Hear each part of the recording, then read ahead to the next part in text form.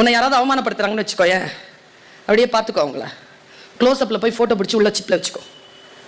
எங்கள் அம்மா சொல்லுவாங்க, நீ நியாயமானவனாக இருந்தால் இறைவன் சோழிகளை போல் உன் முன்னால் கொண்டு வந்து இப்படி போடுவார். எதுக்காக வருத்தப்படுகிறாயோ, எதற்காக நீ அப்செட் ஆகிறியோ, எது எனக்கு கிடைக்கவில்லை என்பதற்காக நீ உண்மையில் ஏங்குகிறாயோ, நீ ஒழுக்கமும் அறமும் சார்ந்து இருந்தால் அது எதற்காக நீ ஏங்கினாயோ அது உன் காலடிக்கு கொண்டு வந்து இந்த பிரபஞ்சம் கொடுக்கும். ஞாபகம் வச்சுக்கோ. உன் பக்கத்தில் இறைவன் இருப்பார். நீ எது சொன்னாலும் அது நடக்கும். தூய்மையான மனதோடு இருக்கணும். கடவுளை நம்பி நல்ல எண்ணம் நல்ல சிந்தனையோடு இருப்போம். கடவுளை நம்பும் போது கடவுள் கண்டிப்பாக காப்பாற்றுவார். நல்ல ஒழுக்கத்தோடு இருப்போம். நம்மளால் முடிஞ்சது நல்லது செய்வோம். முக்கியமாக மற்றவங்க சொல்கிறத நினச்சி ஃபீல் பண்ணாதீங்க. கடவுளுக்கு தெரியும் நம்ம யாருன்னு.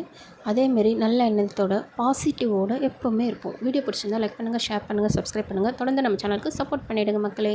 நன்றி.